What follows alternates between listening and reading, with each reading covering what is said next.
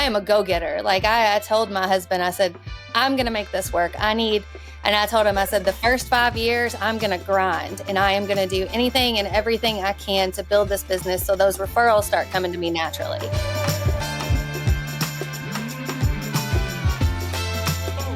Hey, everybody, welcome to the show. I am super excited. Again, this episode is going to be an awesome example of the power of networking. I went to a conference a couple of weeks ago, met an awesome inspector marketer, and she connected me with who, in her words, is the best realtor in the Louisville area, someone she said I absolutely had to connect with. And I'm also joined today by my buddy and co-host for the show, Josh May, realtor extraordinaire in Grand Rapids. So, Ryan, welcome to the show. Thank Josh, you. how's it going? So happy to be here. Yeah, I'm always excited to be here. And I'm excited to hear Ryan's story because, like I said, I've been doing some legwork here and all the great things she's doing. And I think a lot of agents are going to learn a lot of cool things today. New agents, veteran agents. So let's get into it. So Ryan, what's your story? Like you told me a really funny one of how you got started, and it wasn't like you had like a passion for real estate for 100 years and you always wanted to do it and you studied and you did it. Something happened. What was that big catalyst event for you? Yeah. So in 2020, I was a warehouse and logistics manager, upper level management at a company. And, it was 2020, COVID had just hit. So I, like the rest of America, decided to get on TikTok and just start making silly videos talking about being bored in the house and like a day drinking mom and just being silly and like a goofball. Well, my account started to grow. I ended up getting like over 25,000 followers pretty quickly.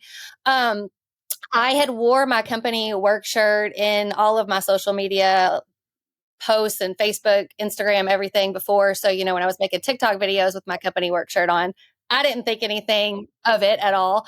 So as my account started to grow, I got called into the office in August of 2020, and I got fired because they said my TikTok was not management material.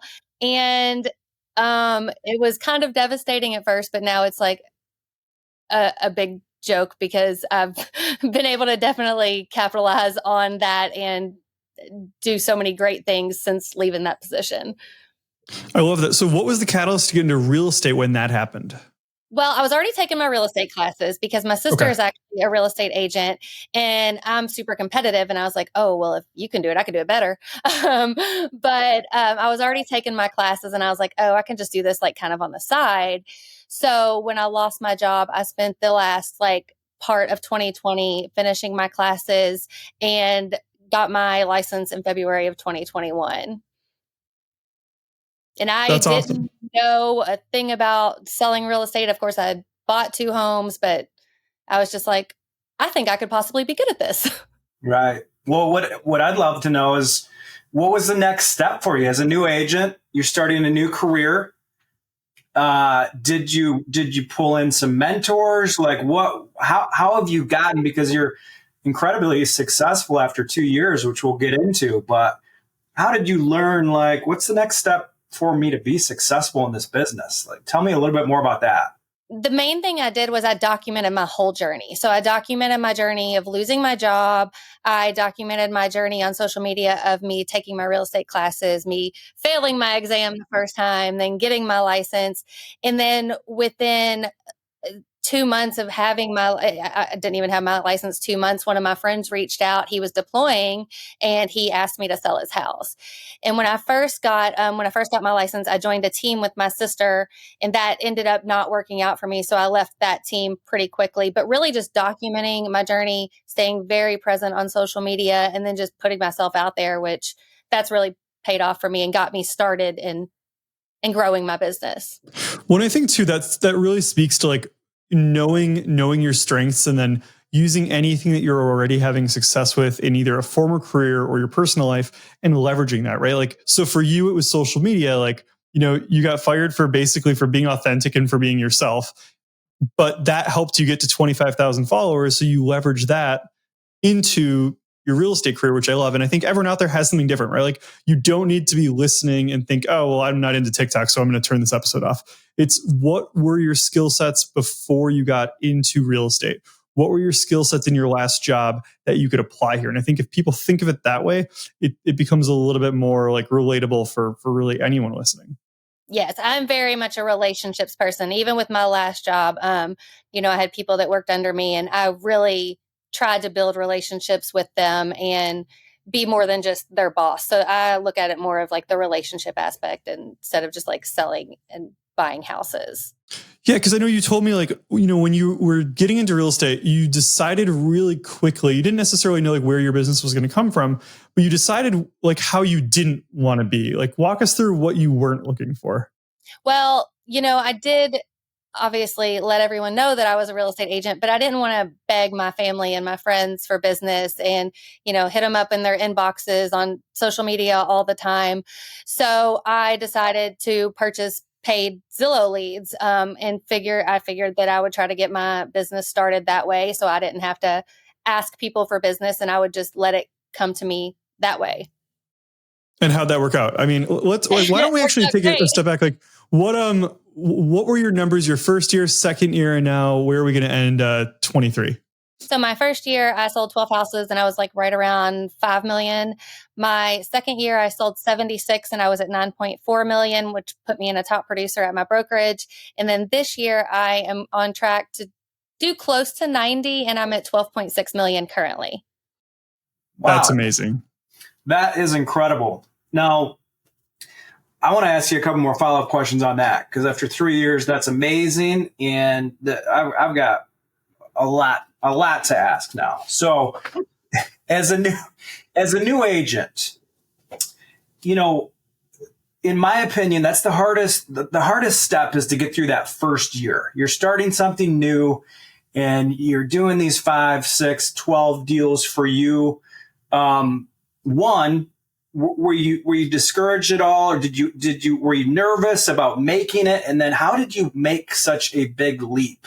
Because what we see as agents, a lot of these first year agents, they get this discouraged. They're like, can I do it? Can I make it? But I haven't heard a leap like that in a while. So I guess talk me through, were you always confident this was going to work once you started? Take me through the emotional piece of that so some other agents can learn from that. I didn't really know, but I know that I am a go-getter. Like I told my husband, I said, I'm going to make this work. And I told him, I said, the first 5 years, I'm going to grind and I am going to do anything and everything I can to build this business so those referrals start coming to me naturally. And that's exactly what I've done, is really just hustle. I'm always putting myself out there. I'm always in my community. I'm promoting myself online. I'm doing things in my neighborhood, trying to join boards in my community just so people know that I am their neighborhood realtor. I love it. So, and what we can all learn from there is your mindset was, I'm going to go after this with determination, never give up, 5-year plan. I'm going to make it happen. And I think that's what people need. We see a lot of agents, they get scared, they get nervous, they get uncomfortable, and you were the exact opposite. So I think there's a lot to learn from that. And Matt, what you were chatting about with these internet leads, right? I think this is also a big topic because there's something that agents miss. They feel like they're going to spend the money and they're going to do one deal. But let's dig deeper into what that one relationship can do for somebody's business over the next 20 years, because you've got some examples of that, right? Yes, absolutely. So the investors that I currently work with that have really helped me grow in the past year and a half, this guy found me on Zillow. He called me. He wanted me to write a sight unseen offer for like $60,000 for a property in the west end of Louisville, a complete rehab job. I ignored him for like 2 weeks. Oh my gosh. I was like, I'm not going to write this offer. And finally, he called me and he's like, hey, I'm emailing you the proof of funds from our investors. Will you please write this offer? So I ended up writing the offer. We went back and forth in negotiations, got that one under contract. And then the next thing I knew, like I was writing 10 to 12 offers a day, trying like a ton of investment properties in Louisville. And the last part of my year last year was insane. just all of those transactions. And then this year, they actually decided to sell off some of their properties. And since I had done such a good job for them on buying the properties, of course, I am their So this year they decided to sell. So they're selling some, yeah. They're selling some. How do you treat this client so that they've chosen to work with you for this many properties? Like, do you feel like you're doing anything differently with them? Like, what does it look like to manage a relationship that's that big, or that's that big a part of your business? Well, I mean, I negotiate on their behalf. I mean, there were times, and some agents won't do this, but there were times like I would discount my commission to get us to the closing table. And I think that really went a long way with them, because I knew that they were going to continuously give me business. So I want to help them, and in turn, they're helping me. And a lot of agents, they don't see it as the relationship. They just see it as the money, but I see it as the long-term relationship, and that's really helped me with them. Real estate has a lot of contracts. I want this podcast to have a social contract as well. Here's what I need from you. If you're listening to the show and you get something valuable out of it, or you hear something that you think, that's awesome, I want you to send me a DM on Instagram, or if you find my email, send it that way. The more feedback that I get helps me to put together better shows and attract better guests. Well, and I think too, like a lot of people, I think in this industry, you can't look at one transaction as one paycheck, right? Like it's all about the customer lifetime value. Like, like when Domino's Pizza does a $1 billion Super Bowl ad, they're not trying to sell 100 million $4 pizzas that they're going to make a couple bucks on, right? Like they're going after getting that customer's business for the next 20 years. And I think that's how realtors, lenders, salespeople need to look at it, because you might have paid, let's say you paid $2 or $3 grand to Zillow that first month, and you got X amount of leads and you got X amount of commission dollars. Maybe you broke even, maybe you didn't, but you got one relationship off of that has now paid probably close to $1 million in total commissions. And what else has that led to? What has that snowballed to? Josh, I want to go to you for a sec, because you've been in the business for 20 plus years, but I know, bought a lot of leads in the beginning of your career. Walk us through, has your strategy changed from then to now? What are your thoughts on some of this? Right. No, I think this is such an important topic. So I've got a number of examples of exactly what Ryan did with one relationship. And just a quick story.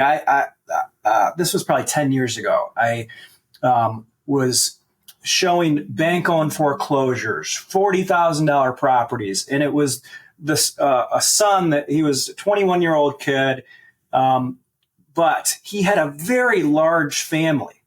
And what happened is I gave this kid 110% effort, and I got him this $50,000 house, and the entire family took notice. And now I've taken the entire family business, and over the past 10 years, I've done approximately 15 transactions from that one relationship. So these are really important conversations for any agent to understand. Now, going back to your question, Matt, I think the key is, I don't care how you find that person, whether it's an internet lead, whether it's TikTok, whether it's an open house. The question is, what are you going to do? And what is the plan of action going to be for the next 10, 15, 20 years? And we need to find this stat, Matt, for the next show. We need to come up with the dollar amount equated to one relationship, because I know that is floating out there.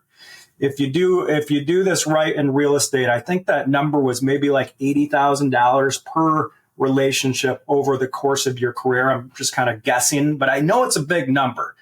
And that always sticks with me when I'm coaching my team, when now we've taken those internet leads and we're doing less and less of those internet leads, because now we have this database where we've shifted to monthly follow-ups, client parties, pop buys, gifts. Like the business that we truly enjoy is that type of business. But we all need to start somewhere by finding those relationships and really making it count. And sounds like Ryan's done an awesome job of that. One thing too, like I think new agents, especially new agents or agents who are slow, sometimes forget that like you can't have all of just the fun type of marketing, right? Like it can't be all like poker nights and bourbon nights and wine nights. And I talk a lot on this podcast about those strategies, But I think, any salesperson needs a mix of like things that are going to like strategies that are short term that are going to pay your bills right now, and long term things where you can kind of like make those little deposits that over the next 20 years are going to really pay off with customer lifetime value. I think like the things you do marketing and lead buy wise in the beginning of your career, those pay off 10x, 100x the longer and longer you stay in. Like there's no better business than real estate if you are wired for longevity. 100%. Let's get into Ryan's social media strategy and tactics, because I think there's a lot to learn from that consistency in that organization. So can we dive into that, Matt? Is that cool? Absolutely. Tell us everything, Ryan. So TikTok.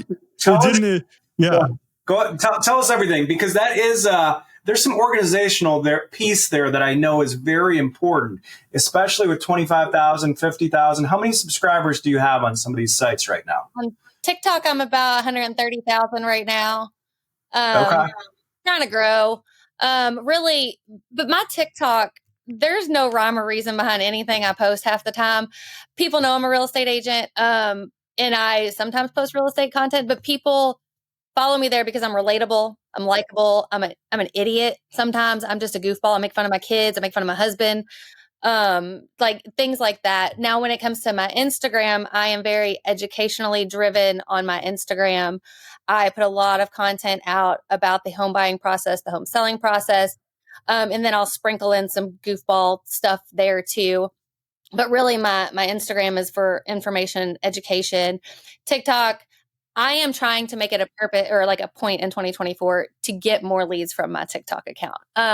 Some of the girls, so we did a TikTok real estate convention. This is the second one that we've done. There's 30 of us across the nation that got together last year and this year. This year we were in Florida, and some of them get 80 plus leads a year on TikTok. So I am trying to make it a point to be more proactive on my real estate on TikTok this year in 2024 to bring those leads in that way. Cause I haven't really done that in the past. People just find me there and they like me and they shoot me a message to be like, hey, I'm going to sell a house. Can you help me? But that's kind of where it all is. Well, I think, but there's something like I feel like you glossed over it. You didn't give yourself as much credit as I want you to, right? Because you grew something more than 99% of other people who are on TikTok have grown to. And I think you mentioned that people choose to work with you because they like you and you seem relatable. I think that's half the battle, because in real estate, right? Like if I'm signing up with you or Josh to like go see houses, that means I have to spend my time after work with y'all. And like I don't want to spend time with like a boring person who has a crappy personality, right? Like, so when your people, Ryan, are seeing your TikTok and they're seeing like your mom stuff, they're seeing the things that you're into, like how you operate and like your sense of humor, they're choosing like, that's someone I would want to be friends with. And then the second piece is like, yes, of course we could probably pepper in a little bit more real estate, but like you said, you convert people from TikTok to Instagram, you go heavy on education and like local stuff there. I think that's a strategy as long as you kind of have that pass through. But I also see that your name on TikTok is Best Louisville Realtor. So I mean, I think that alone, like that alone is like pretty good branding, because when they look, oh, who's this person that I want to follow now? It's, oh, they're the Best Louisville Realtor. Like that's fantastic. I have a story about that. So that wasn't originally my TikTok name. My original TikTok name was Litty Fitty Lou. Okay. And that was my 2020 TikTok handle, is because I like to drink a little. So I got lit, and then fit. I work out. So, and then Louisville. But then when I went to my TikTok retreat last year, we were talking about like branding and marketing. And I was like, oh my God, nobody knows I'm a real estate agent because of my stupid handle. So then I changed it, and I changed my Instagram to Best Louisville Realtor too. And so now if people look it up, that's what it is. Neighborhood Realtor Podcast is proudly made possible by the support of our sponsors, Treadstone Funding and Neighborhood Loans, two amazing Midwest mortgage companies that now have offices all around the country. If you're a real estate agent looking to partner with an amazing lender, DM me at MattMuska88 and I'll connect you with someone in your market. If you're a lender and you want to join the right mortgage company, DM me and I'll connect you as well. So what's the next strategy, Ryan? I mean, obviously you're doing a ton of social media. You've got some internet leads rolling. you're still a new agent, so I'm assuming you're still kind of taking all this in. What is the next, from what you've learned now to where you're at and where you're going, what are the next steps? How are you going to organize your business?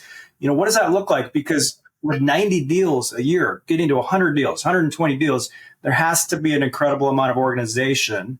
And are you still learning that? Or where are you going over the next couple of years? Well, my broker finally sat me down and said, "Hey, you need help." So I ended up hiring a transaction coordinator. I hired a virtual assistant who helps me with some things. I'm still getting everything organized in my business. I have a lot of help with that now with my brokerage. And my plan for 2024 is to just keep growing, really focusing on my community and building my name and my brand in my community. I love that.